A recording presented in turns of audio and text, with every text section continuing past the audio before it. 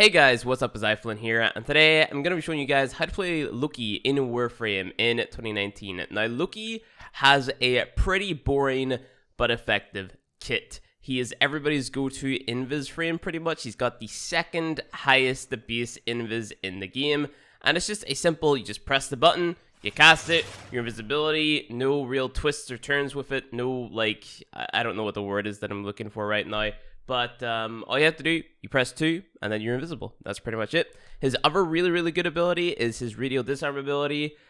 If you're a newer player and you don't have range mods and stuff like that, then you're not going to think that this ability is too special. But whenever you go ahead and you put on a bunch of range mods, this ability is absolutely insane. It's probably one of the best CC abilities in the game whenever you pair it with the Radial Disarm augment. It's crazy good. So that being said, that's basically how you play Loki. Like, that's it. 2 and 4, pretty much. His 1, the little decoy, you can use it to distract, like, VIP targets and whatnot.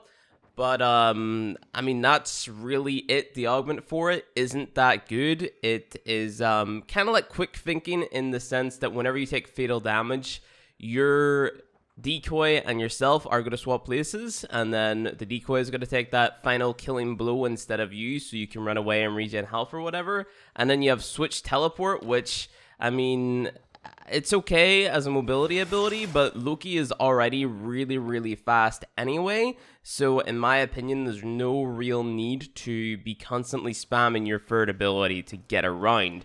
In fact, most players use this to annoy other players, so if you see a Loki in your squad and he's kind of an asshole, you know, be aware for him constantly switch teleporting you. So I guess it would make more sense to just show you guys the builds that I run on Loki.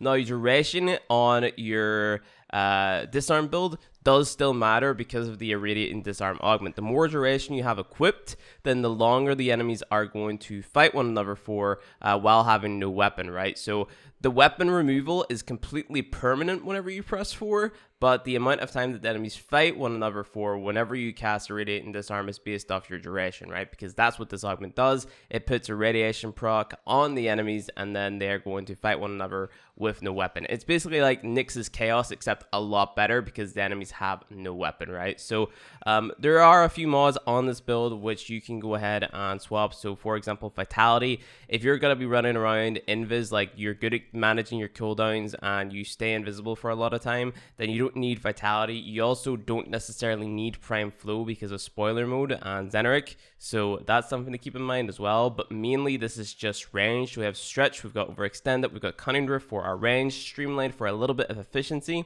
a Radial Disarm, so then of course the enemies fight one another, and then prime Continuity for the duration on our invis and on the amount of time that enemies fight one another for. So yeah, that is pretty much that build. I've got Natural Talent on here because Disarm's casting animation is rather slow, so you know, I like to run this. You don't necessarily have to run this, but I feel like if you're playing the likes of a defense mission, which is what I usually use Loki in with the disarm build, then you're going to want to have Natural Talent on there to just quickly press 4 and then save the defense objective. Because what also happens with a Radial Disarm or just Radial Disarm in general is the enemies are going to stagger. So let's go ahead and remove those nullifiers right there and do this. So enemies who weren't already melee enemies, if you remove their weapon and then you cast disarm again, what's going to happen is they're going to stagger backwards, right? So check this out.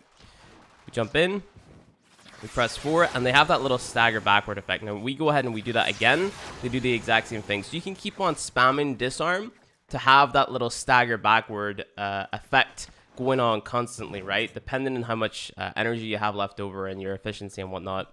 That will determine how much you can spam it. Now, on already melee enemies, if I can kill these guys, and then we type in, let's say they have butchers, yeah. On already melee enemies, that doesn't work. So check this out. We go ahead, we cast it.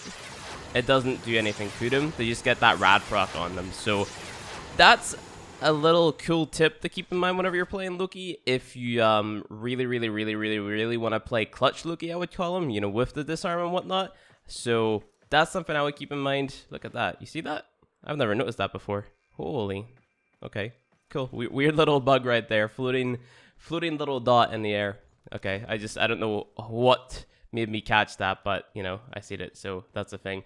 But yeah, that is basically how you play Disarm Loki. Moving on to config B, this is my Invis build, and I mainly use this for doing the likes of what's it called, the spy missions and whatnot. So you just have 306% duration, and then that is pretty much it. My range is very, very low in this build because I'm going to be invisible. The enemies aren't going to be shooting me anyway.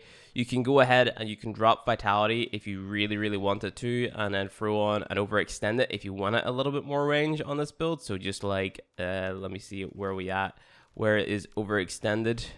Like this, and then there you go. You have a little bit more range, so your disarm is still effective on your invis build, and because you're invis, you shouldn't be taking damage anyway. But I just like throwing this on in case I run into something that could potentially kill me. I don't have anything on my config C, so this build is just made for speedrunning through the spy missions and whatnot, because Lightning Dash is going to give you a nice little boost in your forward momentum. I can't speak today, I don't know why. In your forward momentum. And then we have this augment on here called Hushed Invisibility. And what this does is whenever you're invisible, it's going to completely silence your what's it called, your loud weapons, right? So if I was using the Cerberus and I was invisible and I was shooting the bad guys, it wouldn't alert them to my position. You know, even though this is an alarming weapon, right? It's got alarming in its stats.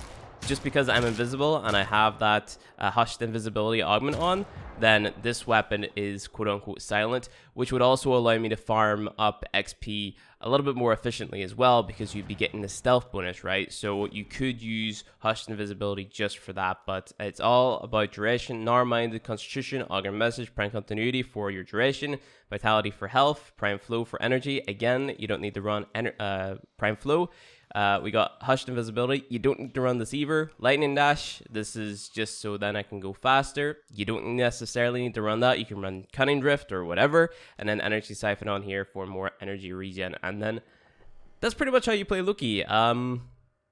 There's nothing else I can really say, honestly. Like, this is the everyone safeguard switch. You know, after teleporting with an ally, they'll be invulnerable for 6 seconds, so that way you can use your switch teleport without it being trolly. And then obviously the one that I mentioned at the beginning of the video, so whenever you get to fatal health and you're about to die, then instead of dying, you're going to swap places with your decoy. So yeah, also increases the casting of or the casting speed of decoy by 50%. So I don't know, these mods in my opinion aren't too worth running, because there's other things in the game that you can use, such as quick thinking instead of save your decoy. And then this one, there's other damage reduction abilities in the game, which you know, can help out. It doesn't make you invulnerable, but you know, Harrow can make the entire team invulnerable. So I don't know, I think that these augments maybe need a little bit of a look at, because I don't really see a reason to ever use them, honestly. Like, even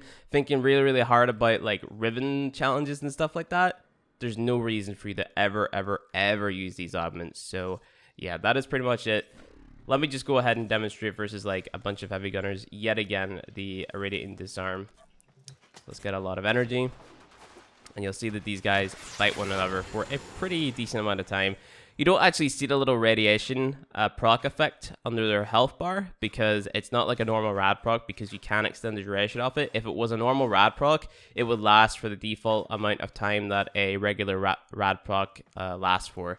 At least I think that throwing on duration extends the amount of time that the rad proc stays there for. I'm not too sure, but I've always modded like that, and somebody told me that like ages ago, whenever I was showing off my Loki build to them. They're like, you should throw on duration because it extends the amount of time that the enemies fight one another for. So I was like, okay, and then I've always ran it. So I don't know, even if it doesn't, then it increases the amount of time that you can stay invisible for. And in my opinion, whenever you're playing as an Invis Loki, or not an Invis Loki, a Disarm Loki in the likes of a defense mission, your job should be killing nullifiers, taking them down before they can touch your limbo bubble or your frost snow globe bubble, right? So disarming the enemies, going invisible, and then running to the spawns, trying to find a nullifier, and then popping it with a high fire rate weapon, and then there you go. You know, no more nullifier, even just kill the nullifier straight up, and then that is pretty much it. That's your job as a Disarm Loki player done.